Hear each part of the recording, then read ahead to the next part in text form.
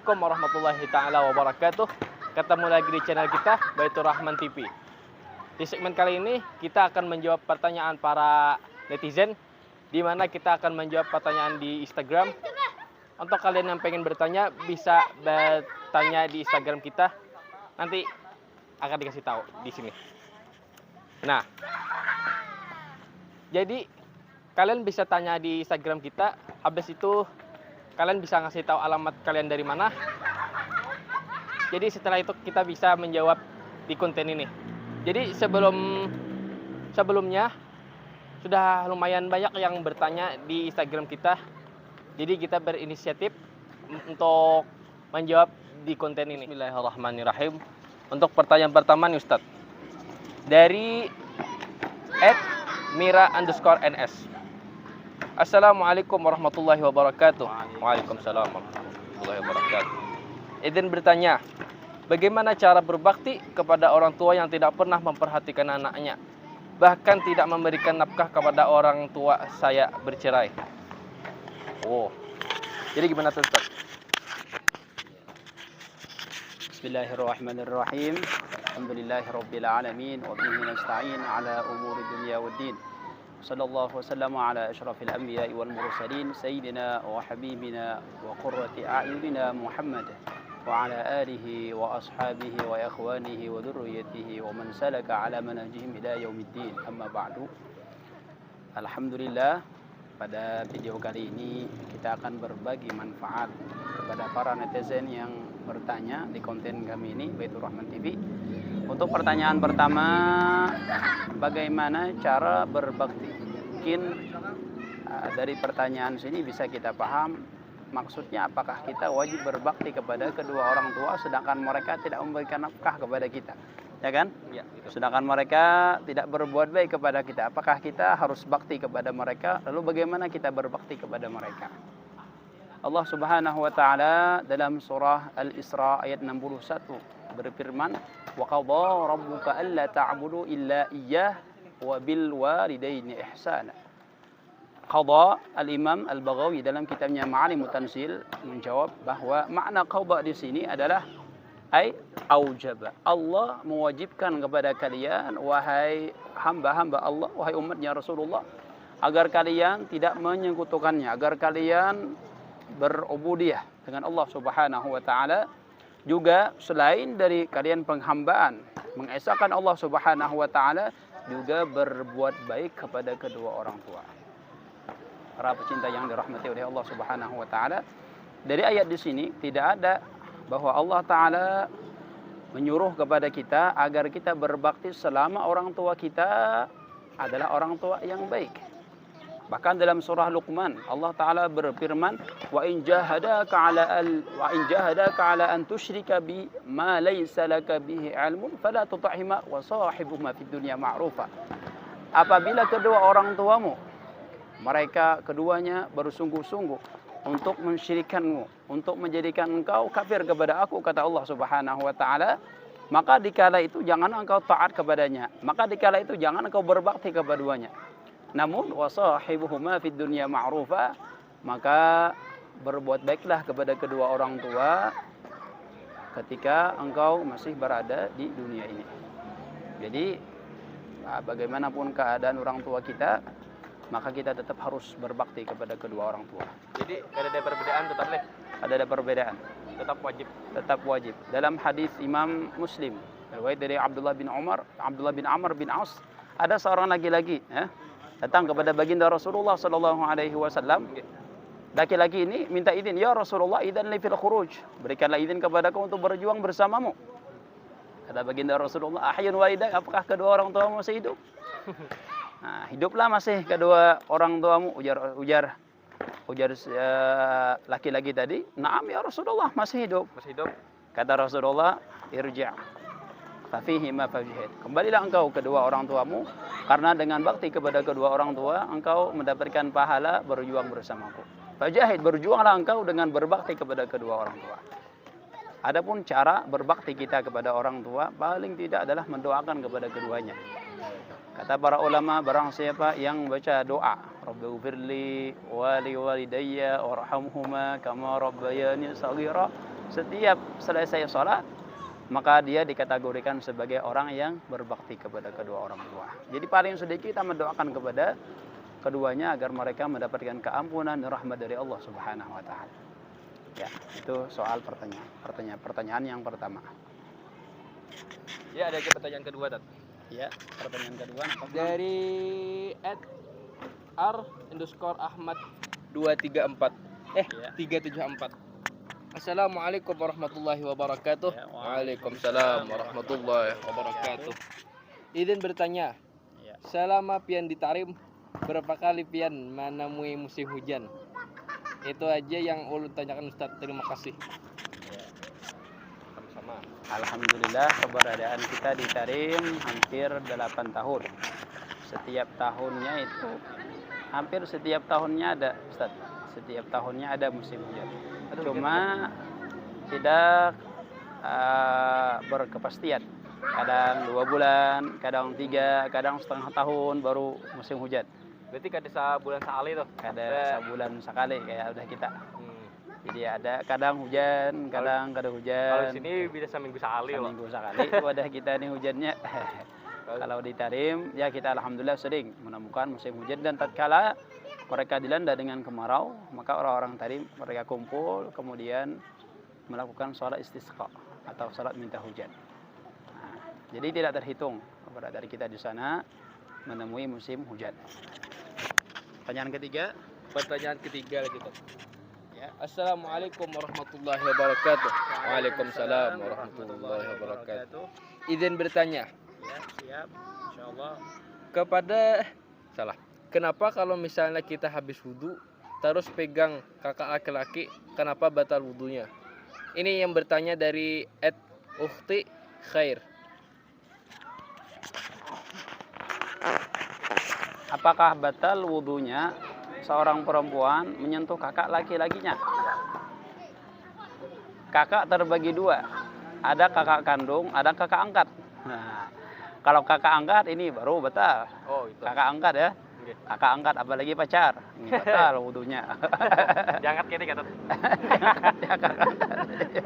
Berarti jadi diangkat jadi kakak itu tadi. Iya, laki-laki muhrim diangkat dia jadi kakak. Nah, ini batal. Tapi kalau kakak kandung tidak batal. Oh. Dalam kitab Irsalatul Jami'ah kata Habib Ahmad bin Zain Al-Habsyi, di antara pembatal wudu iltiqa'u basyaratai rajulin wa mura'atin kabirain ajnibain bila min ghairi hailin. Di antara pembatal wudu kata beliau tatkala 2 kulit laki-laki dan perempuan bersentuhan. Pertama laki-laki dan perempuan. Kemudian bersentuh, keduanya ini termasuk dari orang yang sudah besar, sudah dewasa. Laki-lakinya udah dewasa, perempuannya juga udah dewasa. Kemudian keduanya ini juga ajnibain. Apa ajnabi? Asing. Asing. Artinya keduanya boleh nikah.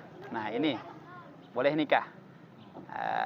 Boleh nikah. Apabila keduanya diharamkan nikah, maka tatkala bersentuhan maka tidak membatalkan wudu. Nah, kemudian bersentuhannya itu kata Al-Habib Ahmad bin Zain Al-Habsyi min ghairi haidin, tanpa adanya dinding atau tanpa ada kain, langsung kulit sama kulit itu maka batal wudu. Dalam surah An-Nisa disebutkan orang-orang yang diharamkan menikah atau mahram. Kalau bahasa kita mahram, kata Allah Subhanahu wa taala dalam surah An-Nisa akhir di juz 4, "Hurrimat 'alaikum ummahatukum wa banatukum wa akhawatukum." Diharamkan bagi kalian wahai muslim, seorang laki-laki, ummahatukum, ibu kalian. Menyentuh ibu tak batal wudunya. Ummahatukum wa banatukum, dan anak perempuan kalian. Wa akhawatukum, dan saudara-saudara kalian. Saudara kandung maksudnya. Atau saudara seayah atau saudara seibu. Saudara gitu kan. Jadi tidak batal wudunya. Ya, itu pertanyaan ketiga. Pertanyaan keempat, Ustaz. Untuk pertanyaan keempat nih. Assalamualaikum warahmatullahi wabarakatuh. Waalaikumsalam warahmatullahi wabarakatuh. Izin bertanya, Ya, siap. apakah malaikat Israel mempunyai pembentuk? Maksudnya itu kawan nggak tadi? Ini kawan. Ini yang Israel ini yang pencabut nyawa, toh Allah. Pencabut nyawa ini. Jadi yang bertakun nih, yang bertanya nih, hamba Allah. Oh, jadi kada diketahui. Jadi kayak betul. Apakah malaikat Israel mempunyai teman atau wakil atau orang yang punya profesi yang sama dengan malaikat Israel? Para ulama menjawab bahwa na'am, jawabannya ada. Karena dalam surah Al-An'am Allah Subhanahu wa taala berfirman, "Wa huwal qahiru fawqa 'ibadihi wa yursilu 'alaikum hafadhah hatta idza jaa ahadakumul mautu tawaffathu rusuluna." Nah, di sini kan kata Allah Subhanahu wa taala, hatta idza jaa ahadakumul mautu tawaffathu rusuluna. Tatkala nantinya datang kepada salah seorang di antara kalian, wahai hamba-hambaku, kata Allah Subhanahu wa taala, tawaffathu rusuluna, maka mereka akan dicabut oleh utusan-utusan kami. Kalimat rusuluna kata para ulama itu lafaz jama'. Jadi banyak. Oleh karena demikian para ulama mengatakan inna li Israil a'wana. Jadi malaikat Israel itu punya teman, punya para malaikat juga profesinya yang mencabut. Cuma malaikat Israel ini adalah ketuanya atau kepalanya atau bosnya. Jadi berarti ada pasukan lah. Ada punya pasukan. Nah, dalam surah Al-An'am disebutkan demikian. Terus Ustaz, yang ke pertanyaan yang ke berikutnya, Kelima. ya, Jadi ada lagi nih takon nih. Iya, apa Jar Sidin Jar? Assalamualaikum warahmatullahi wabarakatuh. Ya, Waalaikumsalam warahmatullahi wabarakatuh. wabarakatuh. Izin bertanya, Ya, insyaallah. apakah penyakit ain itu disebabkan sebabnya hanya karena posting foto saja atau ada penyebab lain? Dan bagaimana jika mereka yang non muslim tidak mengucap masya Allah saat memuji? Apakah itu bisa menimbulkan ain untuk orang yang dipujinya? Jazakallah atas jawabannya. Ini yang menanya dari @harem_ahwal. Jadi kayak petat. Ya, penyakit ain itu adalah penyakit yang disebabkan adanya iri dengki ketika memandang kepada punya orang lain. Dari foto bisa foto diposting. Kalau temannya yang punya ain atau saingannya, dia lihat oh fotonya bagus banget dan dia lupa dengan Allah Ta'ala, tidak mengucap masya Allah, maka dengan mudahnya penyakit ain akan mengenai dia. Dalam hadis baginda Rasulullah sallallahu alaihi wasallam, innal ain lahaq, kata Rasulullah, sungguh penyakit ain itu sungguh benar. Sebujur ada tak leh? Disebujur ada. Nah, sampai-sampai kata Rasulullah, "Lau kana syai'un sabiqan 'alal qadar la sabaqathul ain." Andai kata ada sesuatu yang bisa berpengaruh kepada ketentuan Allah Subhanahu wa taala, maka penyakit ain lah yang akan bisa mempengaruhi dengan ketentuan Allah Subhanahu wa taala. Andai kata Rasulullah. Di sini kita ambil keterangan atau syarah dari hadis Rasulullah ini bahwa penyakit ain itu adalah penyakit yang memang ada.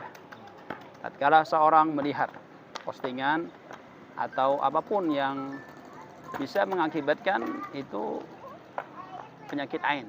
Apa gerangan dari penyakit ain? Tatkala seorang melihat ada orang yang punya mobil baru atau kendaraan baru yang mewah-mewah, terus dia lihat, dia kagum, lupa dengan Allah Ta'ala, maka mobil barunya, kendaraan barunya, mau rumah mewahnya atau kendaraan dan lain-lainnya dengan mudahnya akan hancur. Itulah bahaya dari penyakit ain. Dan penyakit ain tidak mustahil akan bisa terjadi dari orang kafir. Orang kafir pun juga punya ain, bahkan mungkin lebih parah lagi. Kenapa? Karena dia tidak beriman kepada Allah Subhanahu wa taala. Adapun penanggulangan dari penyakit ain, kalau kita di Tarim, biasanya kalau ada rumah-rumah yang bagus, ya rumah yang mewah atau kendaraan yang bagus, ditulis di sana, tulisannya apa? Masya Allah, la haula wa la quwwata illa billah. Jadi setiap orang yang lihat rumah tersebut, rumahnya bagus, dia lihat bacaan tadi langsung dibaca dan rumah tersebut pun tidak terkena dengan penyakit ain. Atau mobil. Jadi imbah melihat itu jadi ingat lawan Allah itu. Ingat lawan Allah. Oh, gitu. Nah, jadi kadang-kadang penyakit ain, kendaraan atau mobil, biasa kita lihat mobil di Tarim itu ada Masya Allah, la haula wa la quwwata illa billah. Paling tidak Masya Allah. Ini ada juga yang hadza min fadlir rabbi. Sama, sama hada lah. min fadli rabbi, sama juga itu mengingatkan orang yang memandang kepada benda tersebut kepada Allah Subhanahu wa taala. Maka itu penanggulangan dari penyakit ain, dari penyakit pandangan orang yang tidak baik kepada kepunyaan kita. Soalnya penyakit ain ini tadi Mm-mm. seorang pun yang menyadari orang kada menyadari tadi. Iya, Itu penyakit yang kada awat dilihat bang. kada kawa dilihat dengan pandangan, Nggih. lewat pandangan. Cuma haratnya dua orang bahkan dadaan di kongan pas rabah. Ya. Nah, bisa itu gara-gara penyakit ain. Nah, oleh karena demikian Al-Habib Ahmad bin Zain Al-Habsyi menyatakan di antara maksiat ain, maksiat mata atau maksiat hati, tatkala kita melihat benda sesuatu kita lupa dengan Allah Subhanahu wa taala. Itu di antara penyakit hati yang mengakibatkan yang demikian akan menyebabkan kepada penyakit ain, hiri dengki dan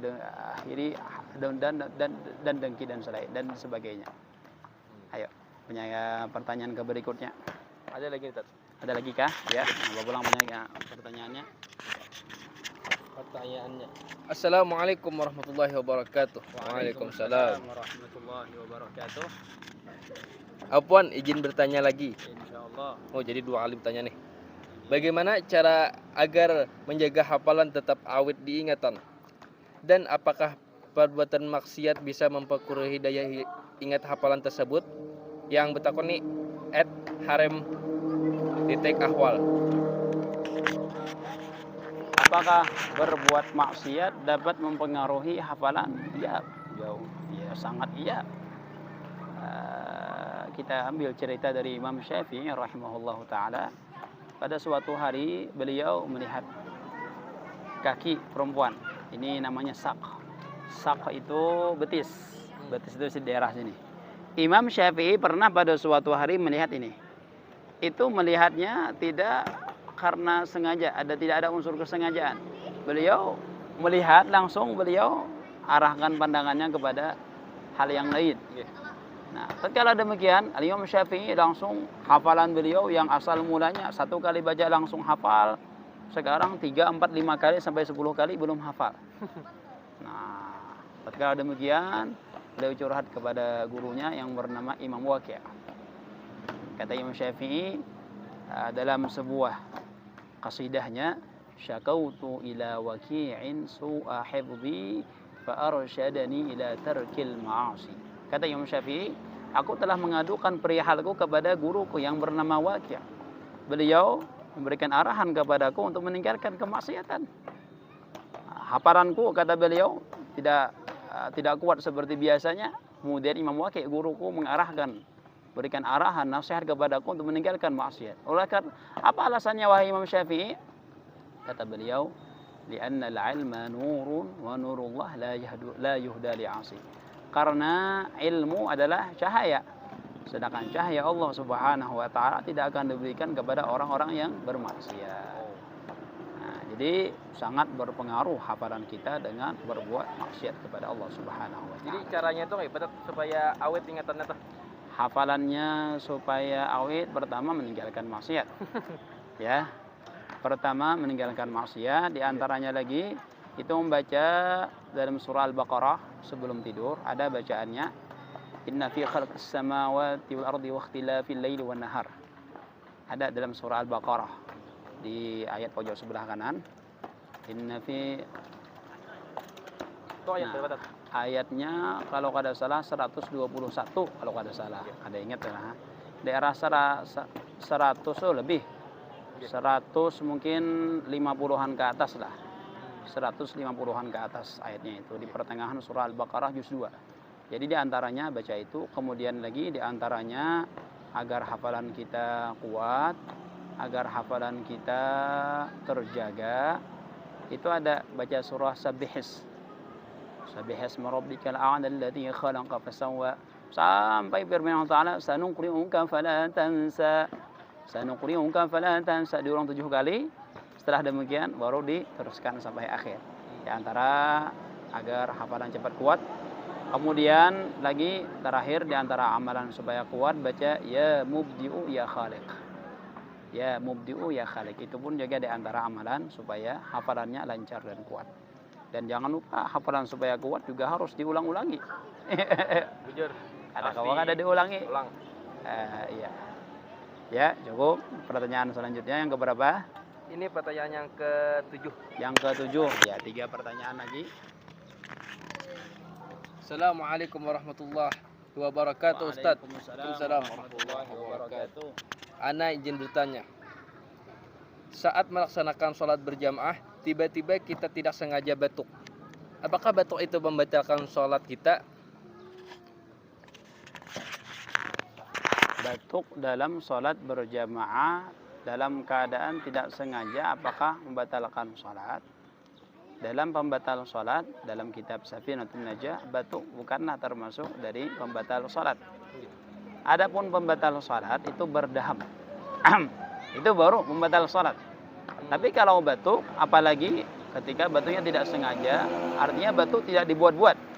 Memang dia batuk. Nah, ini bisa bujur-bujur ada penyakit kada diulah-ulah.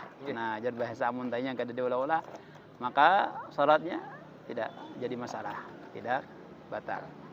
Nah, ya. Kemudian pertanyaan ke selanjutnya. Pertanyaan yang ke-8. Yang ke-8. Assalamualaikum warahmatullahi wabarakatuh. Waalaikumsalam warahmatullahi wabarakatuh. Mualim, izin umpat betakon nah ya. Lagi betakon apa sampian? Napa aja tanda-tanda dan penyebabnya hati yang terhijab atau hati yang tertutup tuh Mualim? Dan kayak apa cara membersihkannya? Afwan, terima kasih dulu Mualim lah jawabannya. Bagaimana hati tatkala terhijab? Apa aja tanda-tandanya aja? Apa tanda hati terhijab? Di antara tanda hati kita merasa hijab oleh Allah Subhanahu wa taala, itu tidak ada merasa penyesalan setelah mengerjakan maksiat. Itu tanda yang paling besar bahwa hati kita sudah dihijab oleh Allah Subhanahu wa taala. Tidak ada sedikit pun penyesalan atau merasa menyesal tatkala dia setelah mengerjakan maksiat. Apalagi bangga, itu makinnya lagi. Apalagi bangga dengan kemaksiatan. Kemudian diantaranya lagi hati kita itu terhijab pola pikir yang berbeda dengan pola pikir orang-orang yang berilmu. Pola pikirnya berbeda. Jadi itu lingkungan nih. Lingkungan penting. Dia merasa bagus sesuatu yang tidak dianggap bagus oleh syariat. Hatinya mati. Dia merasa baik, dia merasa lebih baik dari yang lainnya. Padahal dalam segi pemikiran, dari segi agama kita itu adalah hal yang buruk. Itu diantara tanda hati terhijab oleh Allah Subhanahu wa taala. Kemudian cara mengobati hati terhijab tersebut diantaranya pertama bertaubat kepada Allah Subhanahu wa taala, menyesal atas apa yang telah dikerjakannya. Kemudian sholat hajat 2 rakaat, minta kepada Allah Subhanahu wa taala agar hati menjadi tenang, agar hati terbuka untuk mengerjakan hal-hal yang baik, dan minta kepada Allah juga agar pola pikirnya sesuai dengan apa yang diinginkan oleh baginda Rasulullah sallallahu alaihi wasallam. Nah, itu diantara jawaban dari bagaimana cara, apa tanda hati seseorang terhijab dan bagaimana cara penanggulangannya dan menghilangkannya. Dan diantara cara mengobati hati yang terhijab, yang merasa hatinya tidak tenang, para ulama di Hadramaut sangat menganjurkan, yaitu dengan cara mujalasatus shalihin. Satu majelis, satu kedudukan atau hadir ke majelis para ulama, orang-orang saleh. Karena demikian akan menjadikan hati kita dibuka oleh Allah Subhanahu wa taala dari hijab, sehingga dia merasakan keledatan yang tidak pernah dirasakannya sebelumnya. Ya, pertanyaan yang selanjutnya yang ke-9 nah. Iya, yang ke-9 Ustaz. Ya. Apa pertanyaannya? Assalamualaikum warahmatullahi wabarakatuh. Waalaikumsalam warahmatullahi wabarakatuh. Yang bertanya nih dari @naamqolbi_. Apaan guru, apa hukumnya seseorang yang memainkan game online yang di situ ada misal lambang iblis atau Illuminati? Mohon pencerahannya guru, syukran. Wassalamualaikum warahmatullahi taala wabarakatuh. Waalaikumsalam warahmatullahi wabarakatuh. Apa hukumnya seorang yang main game yang ada dalam game tersebut lambang Illuminati lah, atau lambang Dajjal, lambang iblis dan lain-lainnya. Di antara aplikasi atau bernamij kalau bahasa Arabnya, sesuatu yang dimasukkan orang kafir kepada hati anak-anak kita, orang-orang Islam, dengan cara membuat lambang-lambang Illuminati atau lambang Dajjal atau lambang kafir. Yang demikian kata dalam video Ahmad Syugairi, beliau menyatakan dalam sebuah videonya bahwa anak kecil tatkala dia main game, main HP online, siapapun dia, anak kecil atau remaja atau siapapun, tatkala memainkan game yang dalamnya ada lambang-lambang yang tidak bagus, itu akan berpengaruh dengan sifatnya. Jadi main game yang ada di dalamnya sifat-sifat yang tidak bagus atau lambang-lambang yang tidak bagus itu akan berpengaruh dengan pola pikir dan budi pekerti anak tersebut. Berpengaruh tadi. Sangat berpengaruh. Oleh karena demikian, mungkin seorang anak yang lagi main game, kemudian HP-nya kita ambil, tuh dia marah habis-habisan, bahkan dia mau nangis dan dia mau melawan orang tuanya. Kenapa? Karena dia sudah terpengaruh dengan permainan tersebut. Dan di sana juga ada termasuk mujalasatul kufar, satu kedudukan dengan orang kafir yang sangat tidak baik. Jadi kalau anjuran kita tidak mengharamkan, tidak memakruhkan, tidak mengatakan boleh. Namun yang baiknya, agar sebaiknya, sepantasnya kita sebagai orang Islam agar tidak main game yang ada dalamnya itu lambang-lambang orang-orang kafir atau Illuminati. Jadi kalau misalnya belum pernah, lebih baik jangan lah. Kalau belum pernah lebih baik jangan. Lebih baik jangan. Kalau belum pernah lebih baik jangan. Kalau udah pernah ya dikurangi lah. Kalau pernah dikurangi sedikit demi sedikit. Pertanyaan ke-10 nih, Tat. Soal yang terakhir, yang ke-10. Assalamualaikum warahmatullahi wabarakatuh. Waalaikumsalam warahmatullahi wabarakatuh. Ustadz izin bertanya. Seseorang perempuan yang haid di bawah umur yang sedang haid di bawah umur 9 tahun, tapi haidnya sudah habis. Bolehkah sholat 5 waktu, Ustaz? Oh, gitu. Haid di bawah umur 9 tahun, Teteh. Seorang perempuan yang haid di bawah umur 9 tahun. Dalam kitab Nailur Raja, Syarah Safinatun Najah, seorang perempuan yang dikategorikan haid itu tatkala dia berumur 9 tahun atau 9 tahun kurang 16 hari. Jadi selain dari ini, tatkala umurnya 8 tahun kemudian dia haid, maka haid tersebut bukan dikategorikan sebagai haid. Itu namanya istihadhah.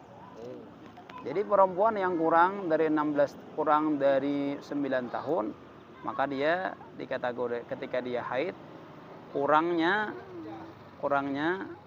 16 hari ya, maka dia dikategorikan sebagai perempuan yang istihadhah.